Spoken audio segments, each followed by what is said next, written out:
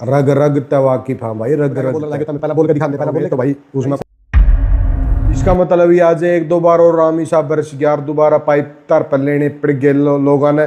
मान के चलो तो हमने दे दिए दोबारा, तो तमें तो गोड दोगे भाई लोगों ने।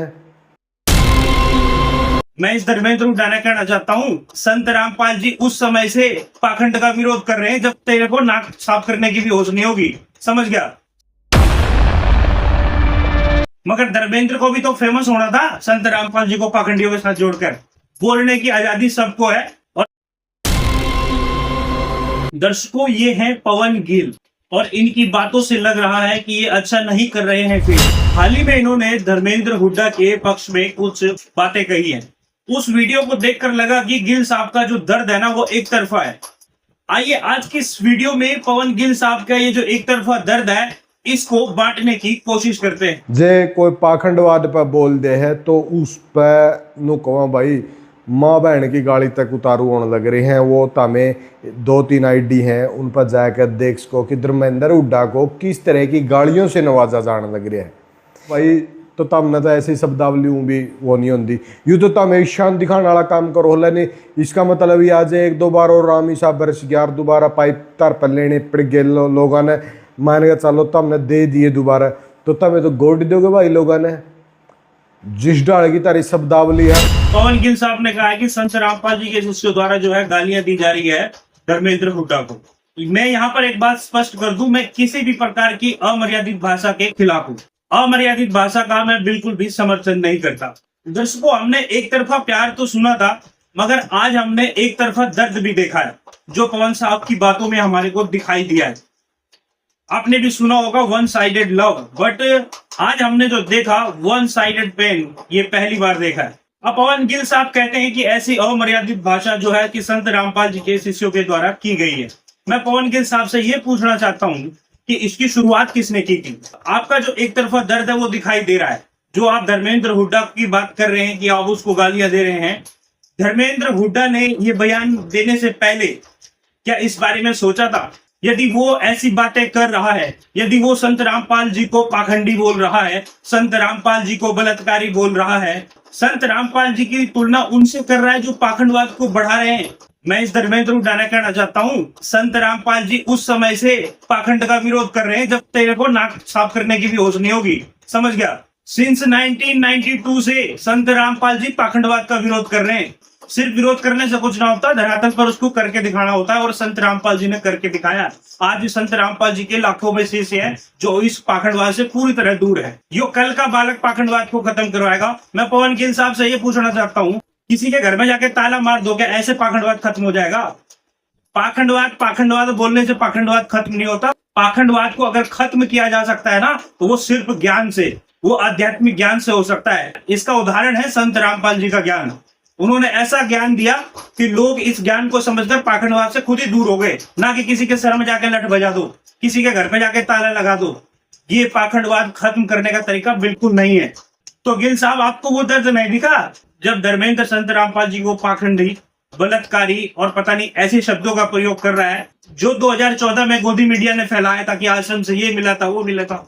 धर्मेंद्र को क्या एक बार भी इसकी जांच नहीं करनी चाहिए थी कि भाई आश्रम से क्या मिला क्या नहीं मिला और कोर्ट से किन केसों में संत रामपाल जी बरी हो गए? मगर धर्मेंद्र को भी तो फेमस होना था संत रामपाल जी को पाखंडियों के साथ जोड़कर। बोलने की आजादी सबको है, और जब ये इस बात को बोल सकता है तो इस तरफ तो आपका कोई दर्द ही नहीं दिखा धर्मेंद्र के। जब धर्मेंद्र ने इतनी बड़ी बड़ी बातें कही, आपने पूरी वीडियो में एक बार भी कहा कि भाई धर्मेंद्र तने ऐसी बातें कैसे कह दी संत रामपाल जी के खिलाफ? वो संत जो दिन रात समाज कल्याण के कार्यों में लगा हुआ है, वो संत जो पाखंडवाद को जड़ से खत्म करने का कार्य कर रहा है, उस संत के खिलाफ भी ऐसी बातें कर रहा है।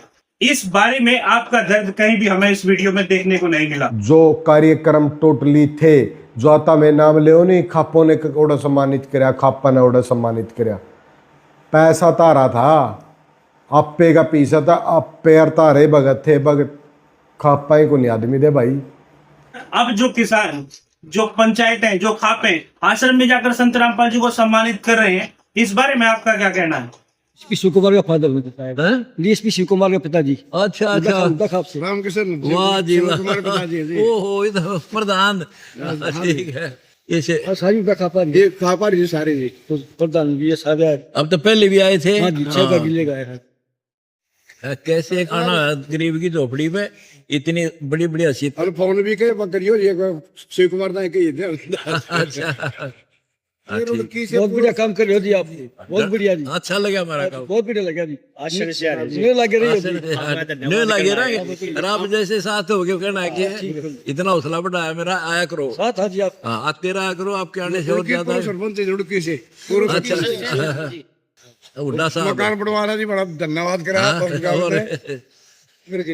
महाराष्ट्र गांव में भी आपने बड़ी सेवा करी है। और बहुत बढ़िया मुहिम चला। बनाया आपने ये अन्नपूर्णा मुहिम किसानों की जो मजदूरों के लिए चला रखी है, उसके खुश होगा जी। हम आपसे धन्यवाद करना आए हैं। आपका धन्यवाद, मेरा हौसला बढ़ाया। ज्यादा मजदूरी करूंगा, थारी सेवा करेंगे खूब डट के जी।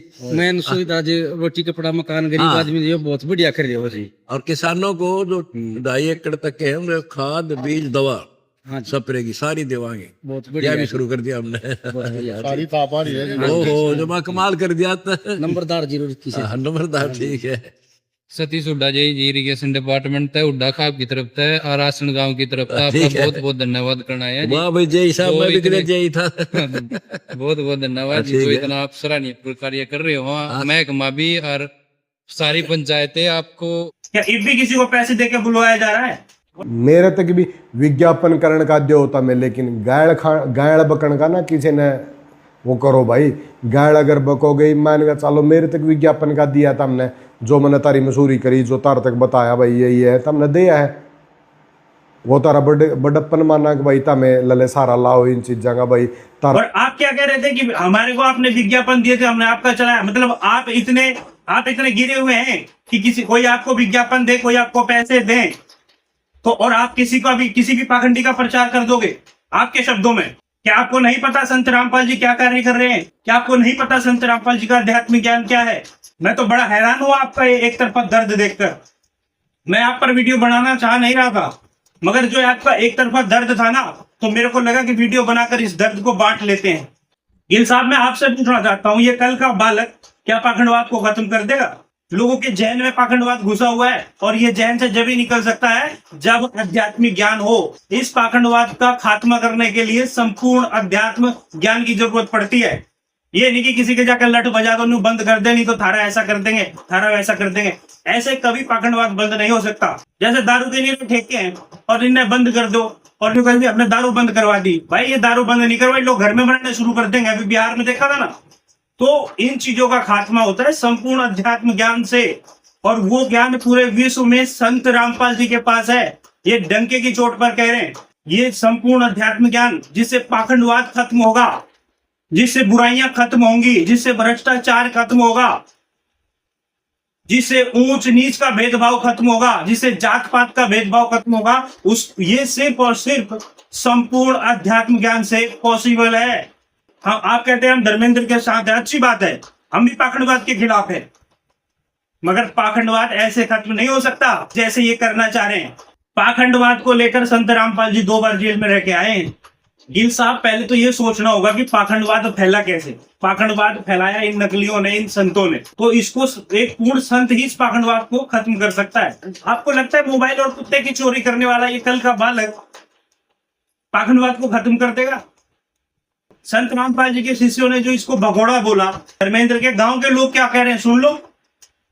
ये बता रहे हैं इसको, इसकी असलियत क्या है। धर्मपाल हुड्डा, पूर्व प्रधान हुड्डा का। जैसे आपने बहुत अच्छी बात कही भाई, अलग अलग विचार आ रहे हैं। जैसे मैं एक उदाहरण देता हूँ धर्मेंद्र का, मेरे गांव से है। मन ने ही इसको भी सपोर्ट किए, आउट ऑफ वे जाकर बहुत अच्छा लड़का समझ गए। लेकिन कुछ दिन बाद पता लग गया एक वाहियत किस्म का लफंगा बालक है, बिग जीरो। इसका कोई स्टैंड, कोई धर्म कर्म नहीं है। मैं एक छोटा एग्जाम्पल देना चाहूँ। मैं चंडीगढ़ हाई कोर्ट से कैप्टन साहब राम महावीर कुंडू आ रहे थे। इसने कहा जी मेरा भाई भी पकड़ लिया, अगर मेरा भाई पर केस बना दिया तो मैं गोली खा जाऊंगा। हम सीधे चंडीगढ़ से मंगलवार का दिन था, शिवलानी थाना मागी में और स्टेट थाना में SHO से मिले। भाई इसके भाई को क्यों आप पकड़ गए? बोले जी आप ही पूछ लो। बोला बुला दिया। वो जिनका मोबाइल खोजे थे, जिनका चोट मारी थी, कोई बुला रखे। बोला ये वो बैठे रहिए इस बात को, मैं सच्चाई बताना हमें। मंगलवार दिन 5 आदमी आए और बगैर खाना खाए बरती हम, झूठ मत बोलना। मोबाइल खोसे थे, मारपीट की थी, लूट मार की थी, उन्होंने पर ली। बोला जी आप बोलो तो भी अगला सारा काम कर रहा है।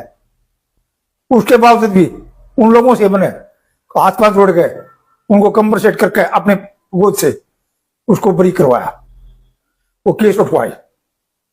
अब बाहर जाकर वो किसी राजनीतिक पार्टी के चुगल में आकर वो राजनीतिक भाषा बोल रहा है, न कि अपने विवेक और ज्ञान से काम ले रहा है। वो एक लफंगा बालक से, वो एक राजनीतिकरण अपने ऊपर उठाने के लिए, गांव में कोई स्पोर्ट नहीं उसकी, वो अपने राजनीतिक मारने के लिए एक वो समाज को एक कंधा पर कम दुखना चाहता है। तो गिल साहब आप तो बुद्धिमान हो। मेरी इस वीडियो को बनाने का सिर्फ एक उद्देश्य था कि आपका जो ये एक तरफा दर्द है ना, इसको बांटने की कोशिश कर रहा हूं कि आपको ये दर्द तो दिखा, मगर आपको संत रामपाल जी के शिष्यों का दर्द जरा भी नहीं दिखा। मतलब कोई भी मुंह उठा के संत रामपाल जी को पाखंडी बोल दे, कोई भी मुंह उठा के संत रामपाल जी को बलात्कारी बोल दे, कोई भी मुंह उठा के संत रामपाल जी की तुलना उन नकलियों से कर दे। क्या धर्मेंद्र को पहले जानकारी नहीं लेनी चाहिए थी, या फिर फेम के चक्कर में इसने संत रामपाल जी का नाम डाल दिया? क्या इसने एक बार भी माफी मांगी कि भाई मेरे से गलती होगी, मैंने संत रामपाल जी का नाम ऐसे में जोड़ दिया? ये ऊपर से बड़ी बड़ी बातें कर रहा है। आपने पाइप मोटर यूं दे दी, आपने कई कई वीडियो बनाई, हमारे बड़े बुजुर्ग लोगों को अपमानित कर रहा है, यूं का जलील कर रखा, जलील करके मोटर पाइप दिया आपने। क्या आपको इसकी सच्चाई नहीं पता है? आपको ये दर्द क्यों नहीं दिखा? मेरा सवाल आपसे ये है, और आपके जवाब का इंतजार रहेगा गिल साहब। संत रामपाल जी को अगर कोई गलत कह रहा है, बेबुनियाद आरोप लगा रहा है, तो ये सिर्फ संत रामपाल जी के शिष्यों की जिम्मेदारी नहीं है, ये आपकी हमारी सबकी जिम्मेदारी है। यदि किसी ने ऐसे संत पर उंगली उठाई, कैसे उठाई उसने? क्या उसने पहले जान लिया संत रामपाल जी के बारे में? तो दर्शकों, इस विषय में आपकी क्या राय है? कमेंट में अपने विचार जरूर साझा करें। मैं उम्मीद करता हूं गिल साहब से कि नेक्स्ट टाइम एक तरफा दर्द ना दिखाकर दोनों तरफा दर्द को उन लोगों के साथ शेयर करें। बहुत बहुत धन्यवाद। जय हिंद, जय भारत, जय संत रामपाल महाराज।